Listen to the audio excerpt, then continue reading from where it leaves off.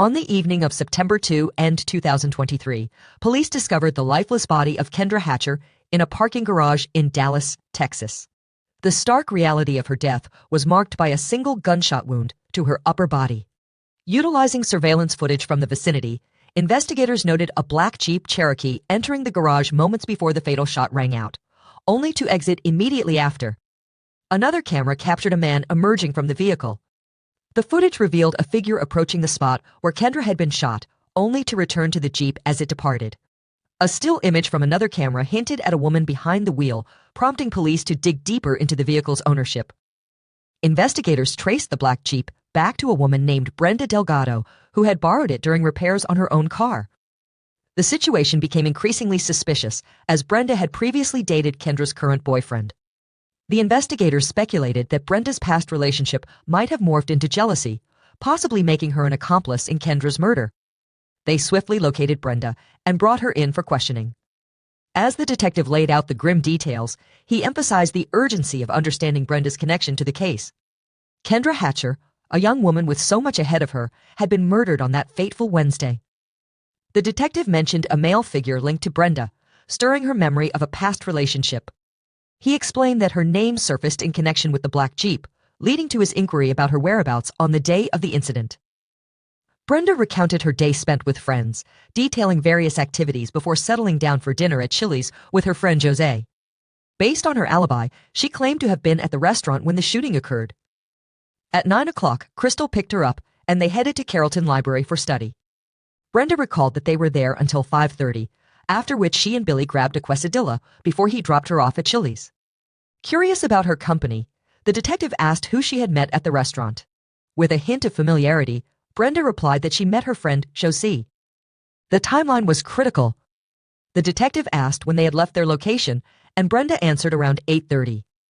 She mentioned a receipt in her bag, which struck the detective as peculiar given the circumstances. Despite confirming her alibi, the detective's focus shifted back to the Jeep Cherokee. He needed to ascertain who had been behind the wheel during the critical moments surrounding Kendra's murder.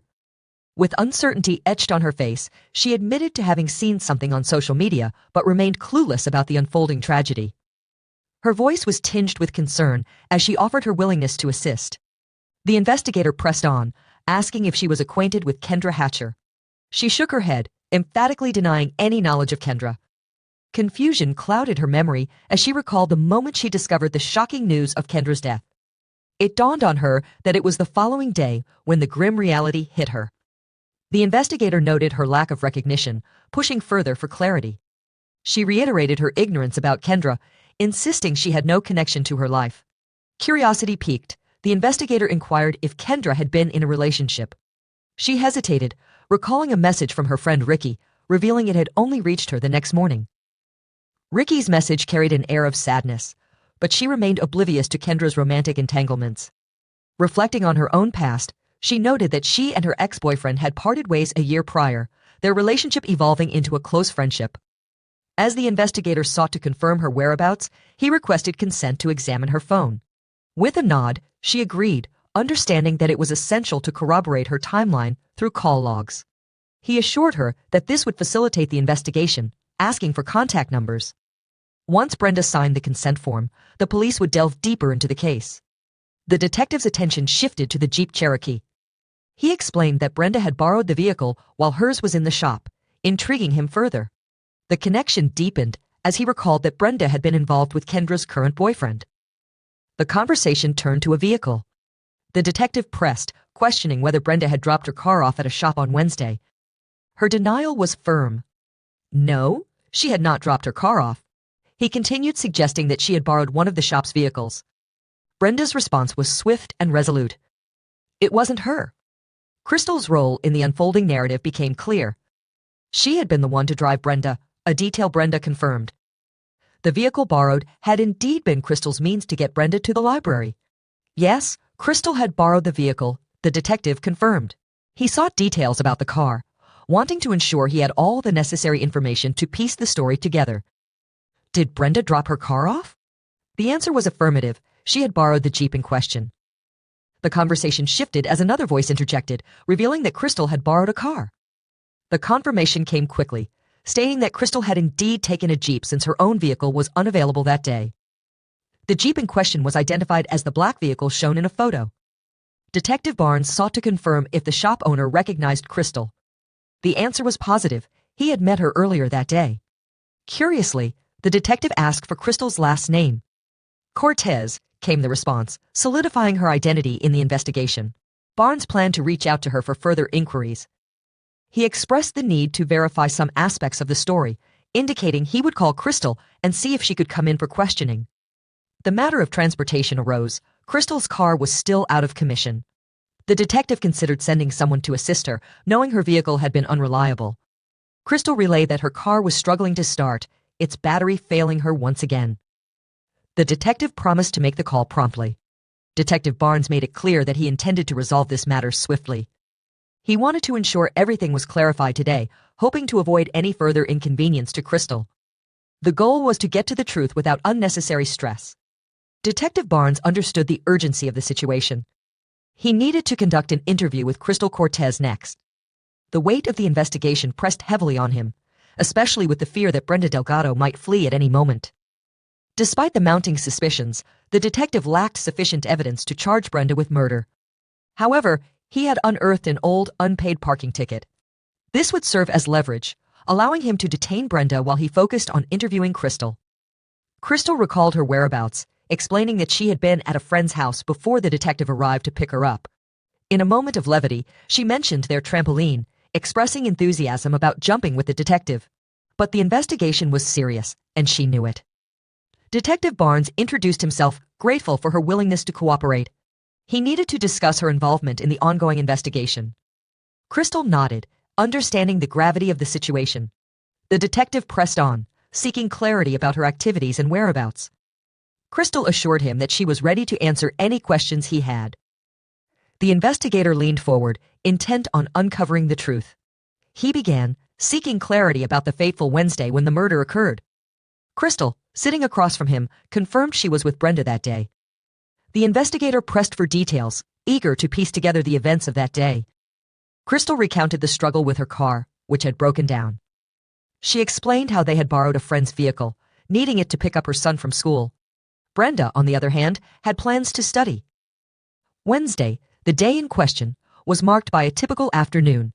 The investigator asked about the timing, and Crystal recalled it was just after school, around 3 o'clock. After picking up her son, he expressed a desire to visit the park. Crystal agreed, knowing how much he loved downtown. She confirmed their presence in the parking lot during that time frame, but the shadows of the past loomed large in her mind. As she parked, memories flooded back of her previous work at the TXU building. She mentioned a man named Donnie, someone she was unsure was still there. The reason for her parking choice was becoming clearer, yet the tension in the room was palpable. In a moment of desperation, she recalled how the lure of free parking across the street had drawn her in. She knew the restaurant offered parking, but at a price she couldn't afford $5. Being unemployed meant every cent counted. With no money in her pocket, she felt confident that if she parked at Gates, no one would question her presence. As she navigated down St. Paul, she spotted a nearby park, an ideal location for a brief outing with her son, though time was slipping away. She had intended to take her son to the park, but darkness was already creeping in. Assuring him that their stay would be brief, they ventured in, only to find no available parking spots. Frustrated, she returned to search upstairs for a potential parking space. It was then that the world around her shattered with the sound of a gunshot. Panic surged through her as she realized her son was in the back seat. With adrenaline coursing through her veins, she decided to exit the vehicle. As she stepped out, a masked figure sprinted past her. Their eyes met, and a wave of horror washed over her. Shaking with fear for her son's safety, she felt frozen in that moment. The details of the man who had just looked at her were blurred by panic. He wore a mask, was tall and muscular, and in the chaos, she struggled to recall his clothing. All that registered was the urgency of getting her son to safety. He donned a dark shirt, perhaps black or blue, and matched it with similarly dark pants. Her only thought was escape.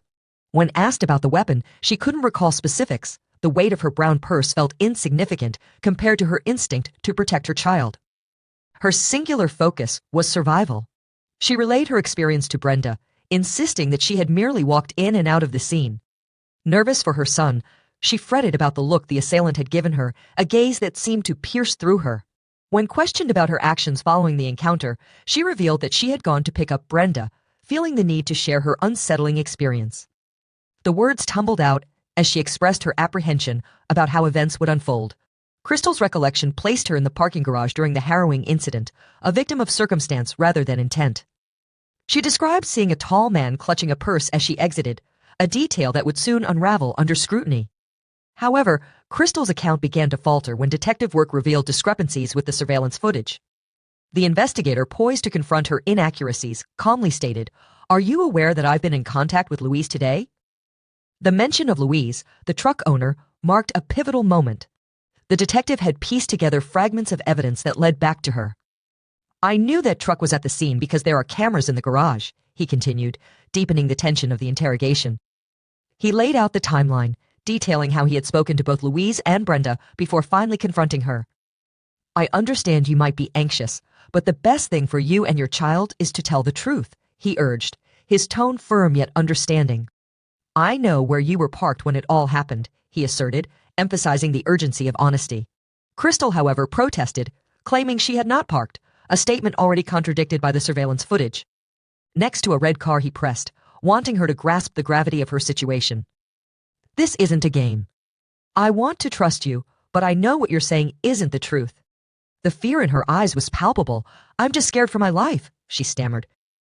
"He put the gun to my head." Her voice shook as she divulged the terror that gripped her, an admission that cracked the facade she was trying to maintain. "I'm willing to be honest," she insisted, desperation seeping into her words. "I don't know anything about him. You can check my background. I'll take a polygraph." Her plea for truth echoed in the room, driven by a mother's instinct to protect her child. "I give you my word, I won't let anyone hurt you," the detective promised, attempting to create a safe space for her to divulge the truth. "I'm scared for my life and my son's life," she repeated, her voice cracking under the weight of her fear. "I don't want to be identified. I don't know who this guy is, honestly." With her fears laid bare, the room filled with a heavy silence, the air thick with the tension of uncertainty and the quest for truth. In a harrowing account, the witness recounted her terrifying experience. She was pulling into the parking lot when a man suddenly entered her vehicle and pressed a gun to her side. Her son was in the back seat, adding to her panic. Overwhelmed with shock and fear, she instinctively avoided looking at him or saying anything. The intruder assured her that nothing would happen to her or her child. Desperate to find justice, she expressed her willingness to take a polygraph test. Her fear for her and her son's lives propelled her resolve. Under duress, he ordered her to park the car, a location she knew all too well, having worked there in the past. She recalled the moment with clarity, determined to make sure someone saw her, knowing the gravity of the situation with a gun so close to her. As the ordeal continued, the man exited the vehicle to mug a girl nearby. She had no knowledge of the victim, nor did she have any connection to her. After the mugging, he returned to the back seat and ordered her to drive. She complied, trembling as she responded, pleading for her safety. As she drove away, she desperately attempted to flag down another car, her face a mask of worry and fear. She was in shock, shaking uncontrollably as she cried out for help, fearing for her life and her son's. The intruder was watching her intently, making it clear he knew exactly who she was. In a chilling warning, he threatened that if she spoke to anyone, he would come after her. She had no idea who he was, just that he had taken control of her life in that moment. When asked about the route they took, she recounted how he instructed her to hit the highway. She dropped him off and thought that was the end of it, wanting nothing more to do with him. She directed the detective to the location where she had dropped him off, right by the highway. But the detective, Detective Barnes, was already suspicious of the inconsistencies in Crystal's story. A glaring issue arose. Why hadn't she simply driven off when the man exited her vehicle? The detective pressed, incredulous at the idea that a man would stand outside in downtown Dallas in broad daylight wearing a mask. She insisted he hadn't worn a mask when he approached her. The detective pressed further, seeking clarity on the suspect's appearance. Was he black, white, or Hispanic? Her answer was definitive. He was black, with long dreadlocks. The confession came with palpable fear, revealing the weight of her anxiety. She recalled pleading with him, begging for her life. Crystal was terrified, fearing for her son's safety and the truth of what had happened. Detective Barnes's job was to deliver devastating news to a mother whose daughter had been murdered. No justification existed for the brutality that had claimed that young life. He understood the gravity of the situation. He couldn't present lies to the grieving mother. He sensed there was more truth in her words than she initially revealed. Yet, he knew she wasn't disclosing the entire truth either. He was aware that the man had entered her vehicle, and he needed her to acknowledge it. The detective pressed, seeking clarity in her chaotic story. He challenged her, asking how she could claim ignorance about her ordeal, insisting that a man had jumped into her truck without her knowing anything. He then revealed a crucial piece of information, connecting the dots. The victim was Brenda Delgado's ex-boyfriend's girlfriend, a revelation that sent shockwaves through the room. With urgency, Detective Barnes pressed her to make a choice. Did she love her son enough to tell the truth? She insisted she had driven, claiming she hadn't allowed the intruder to take control of the steering wheel. But the detective knew the stakes were high and time was running out. His patience waned. He was ready to end the conversation, sensing her lack of understanding about the gravity of the situation they faced. But she insisted she did understand. In a tense interrogation room, Crystal sat across from the detective, her eyes wide with fear. The investigator pressed her, revealing the gravity of the situation. "You are inside a vehicle that was used in a murder," he stated, his voice steady yet firm. "Why didn't you call 911 once you realized this?" Crystal hesitated, her voice trembling. "I didn't know it was on the news until yesterday. That's when I found out." "You knew someone had been shot," the detective shot back, sensing her fear. "What did this guy do once he got out? What did he return to your vehicle with?" Crystal's voice faltered as she remembered. He got back in on the passenger side. "With her purse. And what else?" The detective pressed, his tone unwavering. "And the gun?" she admitted, her confession hanging heavy in the air. "You were not in any panic," he continued, his gaze piercing. "You didn't honk your horn, flash your lights, or make any motions for help. Instead, you pulled into an enclosed space. You pulled into a parking garage," the detective stated incredulously. "And you expect me to believe you just sat there with a guy pointing a gun at you and your baby? Nobody will believe that, neither I nor anyone else who hears this."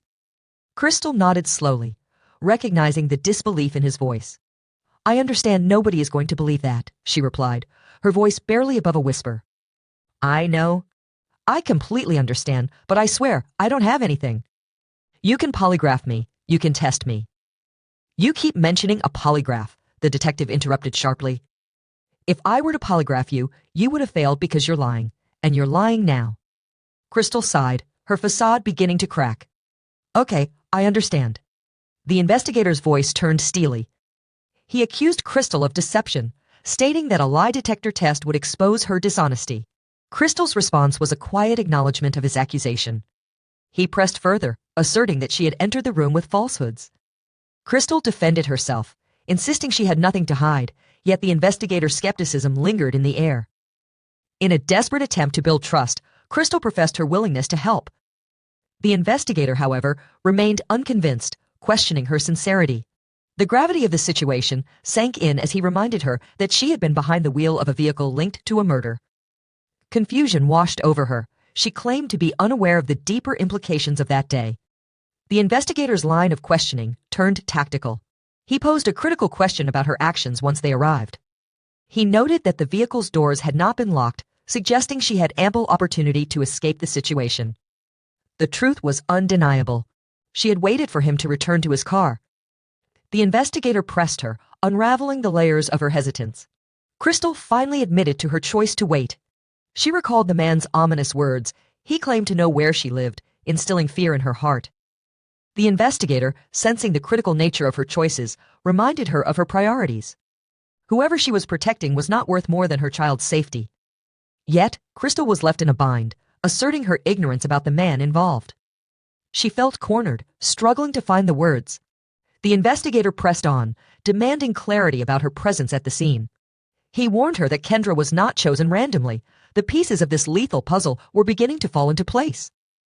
The detective's resolve intensified as he sought the truth from Crystal. He needed her to unveil the identity of the shooter, the man responsible for Kendra's tragic death. The urgency in his voice mirrored his desire to understand the why behind the horror that had unfolded. The investigator stressed the importance of this day for the suspect. He wanted him to grasp the significance of their meeting, a pivotal moment in his life. At 23, he recalled how he might not have fully understood the weight of such a conversation. The investigator sought to convey that despite any frustration that may have surfaced, his intentions were not to scold, but to enlighten. The investigator leaned closer, pleading earnestly for the truth. Today held significant weight, he insisted, emphasizing the gravity of the situation. The circumstances surrounding the woman's death were tragic and should never have occurred.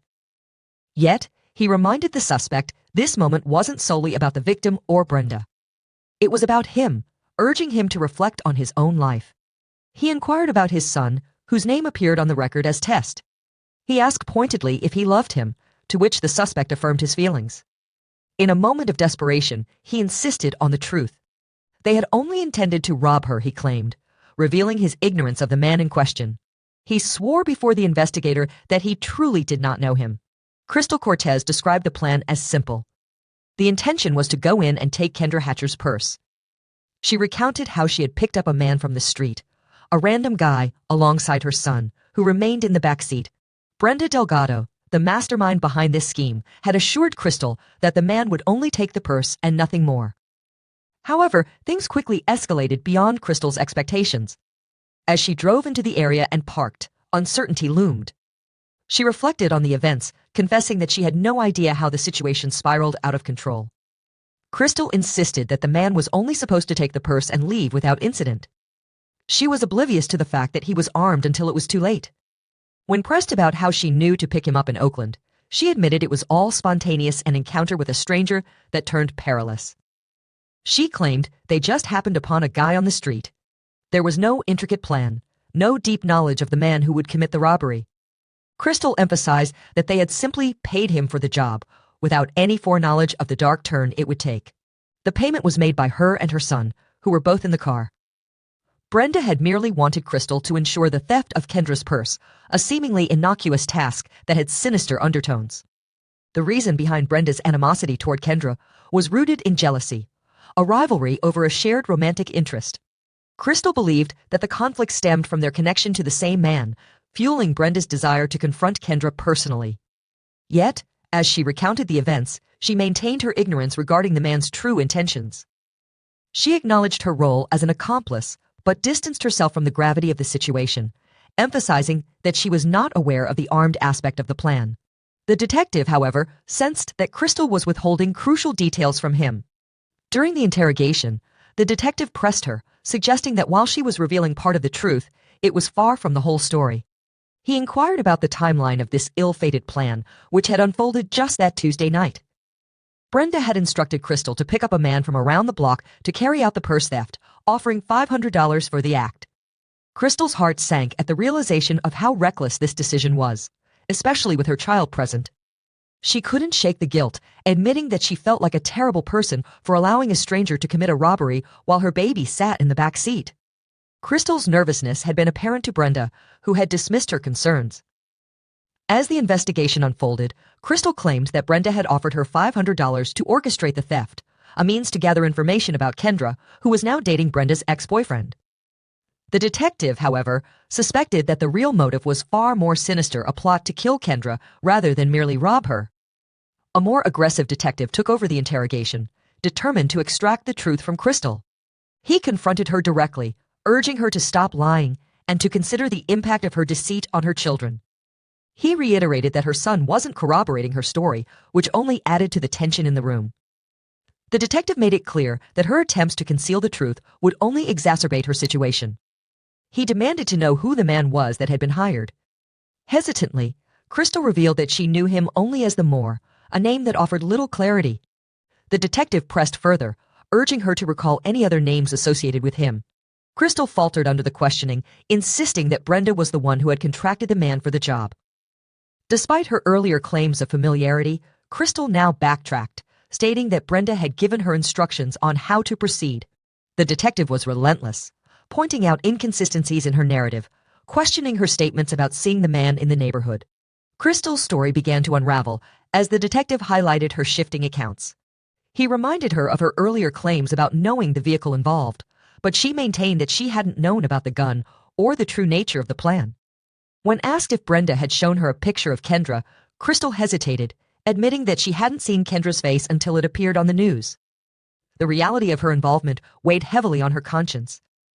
Crystal acknowledged her agreement to participate in the robbery, but she struggled to comprehend the repercussions of her actions. The detective reminded her that such an admission meant she was complicit in the crime. In that moment, clarity struck. Crystal realized the severity of the situation, recognizing that her decisions had led to a tragic outcome. She pleaded with the detective, expressing her fear of a life sentence behind bars. Yet, despite her pleas, the weight of her guilt loomed large. The detective knew they were not playing games. The reality of their situation was grave, and the consequences of their actions would soon come to light. Crystal Cortez faced the harsh truth of her decisions, realizing that the path she had chosen could lead her to a life filled with regret, and perhaps a life behind bars. In a moment of desperation, Christopher Love expressed his fear of jail. Crystal Cortez's response was blunt, reminding him that the consequences of their actions should have been considered before agreeing to earn money through such heinous means. Crystal had claimed familiarity with Lamar, but Christopher swiftly denied that assertion, insisting he had never gone to school with him. With a weight of guilt hanging over her, Crystal confessed to the detectives that she had been lying all along. She struggled to identify the shooter, only recalling his name was Lamar and the car he drove a blue Sebring, yet little else. Realizing that Crystal was not going to provide further details, the detectives made the decision to book her into jail on a capital murder charge. Meanwhile, they turned their attention to her phone, discovering a number she had called just before the murder transpired. Tracing the number led investigators to an apartment complex, where a blue Sebring sat parked conspicuously out front. The vehicle belonged to Christopher Love, who was soon brought in for questioning. As he sat in the interrogation room, the detective explained the lengthy wait, emphasizing the need for a serious discussion. Christopher's name had surfaced during their investigation, and while he was not under arrest, they needed to talk to him about the murder. The detective pressed him for details about his whereabouts during the murder. He urged Christopher to share his alibi, to clarify whether he had been in a different location when the crime occurred. The detective sought to piece together Christopher's movements, asking for specifics about what he knew and where he had been. The gravity of the conversation loomed heavy in the air. The detective's tone shifted as he revealed the tragic news of Kendra Hatcher, a dentist who had been murdered in a parking garage. The details of this case were now intertwined with Christopher's fate. Confusion washed over Christopher as he claimed ignorance about the location of the crime. He relied on GPS for navigation, yet he insisted he had no connection to the incident. He adamantly declared his innocence, maintaining that he was not involved in the murder of either the black dentist or the white dentist. Frustration seeped through his words as he questioned why his name was even mentioned. Christopher asserted that he could prove he had been at home that evening, likely caring for his children. He had no one else to turn to. His girlfriend and relatives were unavailable to help with the kids. He insisted that the neighborhood knew of his innocence. If he had any knowledge of the true perpetrator, he would come forward. But he was more concerned about how his number ended up in the girls' phones. The detective spent the next hour meticulously presenting the evidence against Christopher, aiming to connect the dots in this complex case. Although much of the evidence was circumstantial, the detectives carefully crafted an impression of a stronger case. They knew Brenda Delgado had paid her parking ticket and fled to Mexico shortly after her release.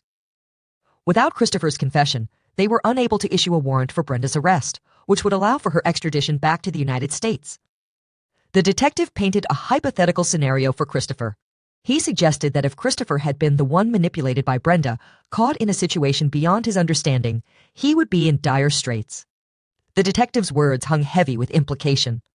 The detective reassured Christopher that his primary goal was not to wrongfully imprison an innocent person.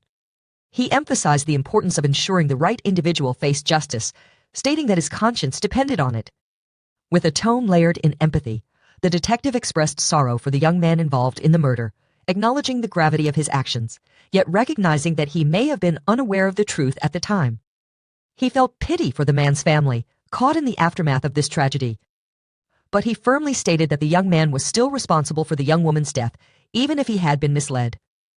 The detective concluded with a resolute statement, denying any involvement of a cartel in this case, reinforcing the notion that the truth was woven into the tangled web of personal betrayal and manipulation. In a chilling revelation, it became clear that Brenda Delgado, the mastermind behind a sinister plot, was not far from the room where they were gathered. While many believed she was merely out of town, her absence was a calculated move. Her mother knew, deep down, that Brenda was on the move, aware that she had set a dangerous plan into motion. She was counting on the silence of those around her, hoping they would remain tight-lipped, unaware of the repercussions that loomed. Brenda had devised a scheme that she believed would keep her safe from the fallout. She had a contingency plan, one that involved shifting blame onto others, much like she had done with the young woman now imprisoned. The detectives' investigation had uncovered crucial information, prompting the question, how did they gain such insight? Brenda's meticulous planning was almost admirable. She had crafted her strategy with precision, ensuring that everything was orchestrated to avoid any direct connection to her.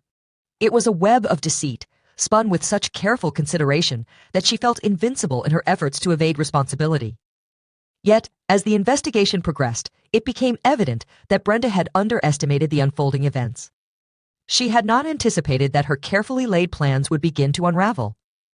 Though she had orchestrated the chaos with cunning, her name was now intertwined with the crime, albeit indirectly. She had woven a narrative that suggested her hands were clean, believing naively that the true perpetrator would bear the brunt of the consequences. However, the reality was far grimmer.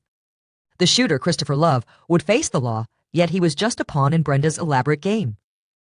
The question remained, who had initiated this deadly chain of events? While the killer would be held accountable for their heinous actions, the mastermind behind the scenes was equally culpable. It was an uncomfortable truth that many were reluctant to confront. The narrative could be viewed in two ways. Yes, the killer was responsible for the tragic death of Kendra Hatcher, and their actions were unforgivable.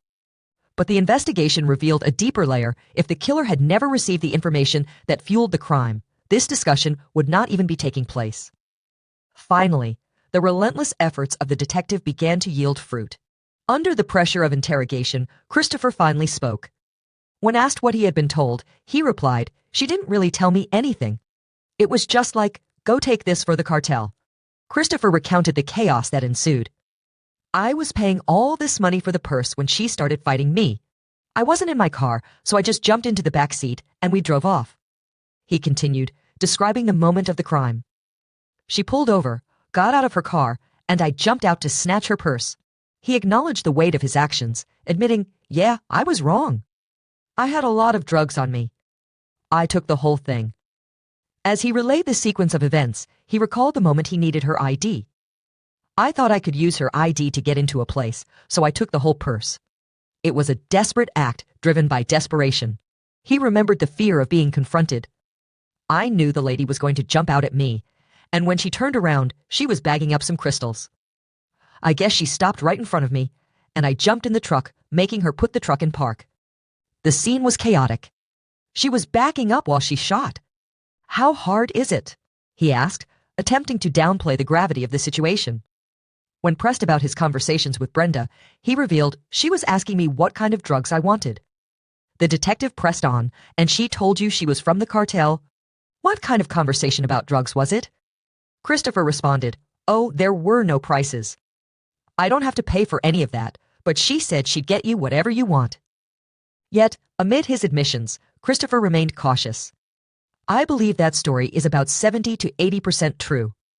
The 22 plus is 90, but I don't know half of it." He hesitated, aware of the details he was withholding. "Well, I might give you 90, but there's 10% that's missing." However, a hint of doubt crept into his voice. He conceded that the story held about 70 to 80% truth. He acknowledged the possibility of a 90% truth, yet something gnawed at him. There was still a 10% gap, he insisted, a void of information that troubled him.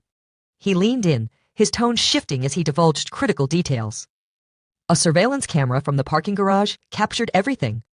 It was from this footage that he identified the side of the vehicle from which the suspect exited. It wasn't the driver's side, he noted with certainty. Instead, the suspect entered from the passenger side. As the vehicle reversed, he watched with clarity as the individual slipped into the back seat. They had indeed taken the wrong route, yet only one person emerged from that vehicle, a fact that weighed heavily on him. That individual was none other than the shooter. The victim who lost her life was identified as Crystal's ex-boyfriend's new girlfriend, a tragic twist in this convoluted tale of obsession and betrayal. The victim, a dedicated dentist, had no ties to any cartel. She led an unassuming life, simply going to work each day. In a chilling revelation, he argued that if he was going to face consequences, those complicit should also be held accountable. Thanks to Christopher's confession, the FBI swiftly moved to issue a warrant for Brenda, charging her with capital murder. It wasn't long before authorities located her in Mexico, where the government agreed to extradite her, provided the prosecution would forgo the death penalty. Meanwhile, Crystal accepted a plea deal, agreeing to 30 years in prison. In exchange, she would testify against both Brenda and Christopher in court. She fulfilled her part of the deal, recounting the harrowing events to the jury. After her ex-boyfriend ended their relationship, Brenda's obsession spiraled out of control. She exploited her access to his personal life, monitoring his emails and tracking his cell phone. Upon discovering he had begun dating someone new, Brenda meticulously crafted a murder-for-hire scheme. She lured Christopher with tales of cartel connections and promised him $3,000 in drugs for his involvement. Additionally, she tempted Crystal with $500 to act as the getaway driver. Ultimately, both Brenda and Christopher would face the consequences of their heinous actions, found guilty of capital murder. In the end, Brenda Delgado faced life in prison without the possibility of parole, while Christopher Love was sentenced to death. This harrowing case leaves one questioning the depths of human emotion. What compels a woman to take the life of another simply because of jealousy over a former lover? The complexities of passion and betrayal linger in the air, inviting reflection. What are your thoughts on this chilling narrative? Please share your insights in the comments below.